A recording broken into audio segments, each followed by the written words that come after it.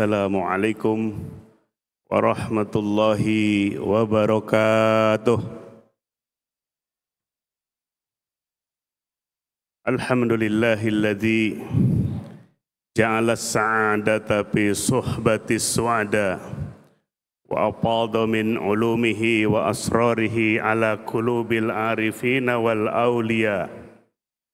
Ashhadu an la ilaha illallah wa ashhadu anna sayyidana Muhammadan abduhu wa rasuluh alladzi la nabiyya ba'dah. Amma ba'd. Jamaah rahimakumullah. Al-Qur'anul Karim diturunkan oleh Allah di bulan Ramadan. Diterima oleh Nabi kita bukan melalui akal beliau, tapi melalui hati beliau. Dalam surah Al-Baqarah Allah berfirman, A'udzubillahi minasyaitonir rajim.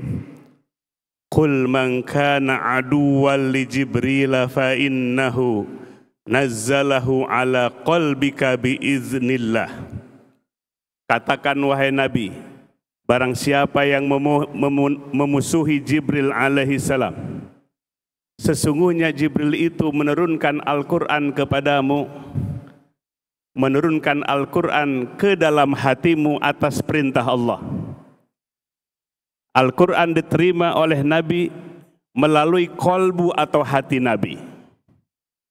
Maka Nabi SAW menerima Al-Quran pertama ketika beliau di Gua Hira. Beliau berpuasa, mengurangi makan dan minum, dan tidur dan tidak bersenggama dengan istrinya. Demikian pula Al-Quran memberikan dampak bagi kita apabila kolbu kita terjaga dan terpelihara. Salah satu untuk membeningkan kolbu kita, memfungsikan kolbu kita adalah dengan puasa yang benar. Syekh Abdul Qadir Al-Jilani radhiyallahu an qaddasallahu sirrah, dalam kitab Sirul Asrar wa Mazharul Anwar, ia mengatakan, saum itu ada 3 tingkatan. Saum yang pertama adalah saum syariat, saum menurut fikih. Al-imsak, menahan makanan, minuman, bersenggama di siang hari. Tidak cukup, Nabi bersabda, kam min shaimin laisa lahu min siyamihi ilal ju' wal atsh. Tidak sedikit orang berpuasa tapi hanya mendapatkan lapar dan haus semata. Tingkatkan saum kita dalam kapasitas saum thariqah. Saum thariqah adalah yang menggabungkan saum menurut fikih yang tatanannya dohir dengan saum tasawuf yang wilayahnya adalah aspek batin kita. Di samping tidak makan, menahan makan dan minuman, bersenggama di siang hari, juga harus mempuasakan seluruh panca indera kita. Matanya harus berpuasa, mulutnya harus berpuasa, telinganya harus berpuasa, demikian pula tangan dan kakinya. Arti berpuasa adalah memfungsikan seluruh panca indera kita hanya ada dalam ketaatan kepada Allah Subhanahu wa taala. Mari kita lihat kitab Risalah Al-Qusyairiyah, kitab yang dikarang oleh Imam Al-Qusyairi yang hidup di abad ke-5 Hijriah. Beliau mengatakan, man zayyana zahirahu bil mujahadah. Barang siapa yang menghiasi zahirnya, panca inderanya dengan mujahadah, menundukkan nafsu kita, memfungsikan seluruh panca indera kita dalam ketaatan kepada Allah. Hassanallahu batinahu bil musyahadah. Maka Allah akan memperbaiki aspek batin kita, jiwa dan kolbu kita bil musyahadah, berfungsi kolbunya musyahadah, menyaksi kepada Allah Subhanahu wa taala. Ketika kita semua melihat gunung yang tinggi menjulang, batin kita menyaksi Engkaulah ya Rabb yang Sang Maha Pencipta. Ketika kita melihat langit tegak tanpa tiang, hati kita menyaksi Engkaulah ya Rabb Sang Pencipta. Maka dengan demikian jamaah sekalian, saum tarekat inilah saum yang mengintegrasikan antara saum fikih yang aspeknya zohir dengan saum tasawuf yang aspeknya batin kita. Maka saum seperti ini akan menghasilkan kolbu yang musyahadah, menyaksi kepada Allah Subhanahu wa Ta'ala. Maka Al-Quranul Karim akan berfungsi ketika kolbu kita bersih, jernih, dan kolbu kita musyahadah, menyaksi kepada Allah Subhanahu wa Ta'ala. Ketika dibacakan Quran, wajilat qulubuhum, akan bergetar kolbu kita di saat disebut nama Allah Subhanahu wa Ta'ala. Itulah tanda hati yang sudah berfungsi. Maka dengan demikian, kolbu inilah sesuatu yang paling mahal.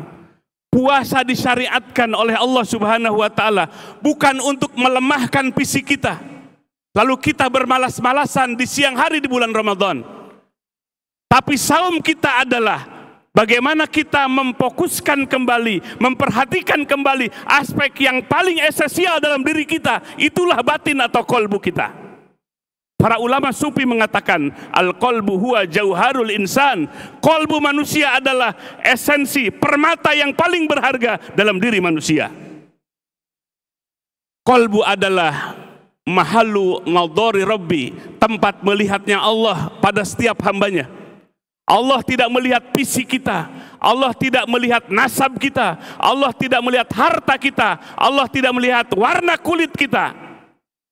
Innallaha la yanzuru ila suwarikum wala ajsadikum walakin yanzuru ila qulubikum. Allah tidak melihat fisik kalian, bentuk kalian, warna kulit kalian. Allah melihat kolbu, hati yang paling dalam. Esensi kita adalah kolbu kita. Allah melihat isian kolbu kita. Ya'lamu kha'inatal a'yun wa ma tukhfis sudur. Allah mengetahui khianatnya mata kita melihat apa yang diharamkan oleh Allah. Dan Allah mengetahui apa yang disembunyikan di dalam kolbu hati kita. Mana yang ikhlas, mana yang ria, Allah tahu. Mana yang hatinya kotor, mata hati yang bersih, Allah mengetahui. Mana hati yang keras dan mana hati yang khusyuk, Allah mengetahuinya. Jangan tertipu dengan casing, jangan tertipu dengan penampilan yang zohirnya.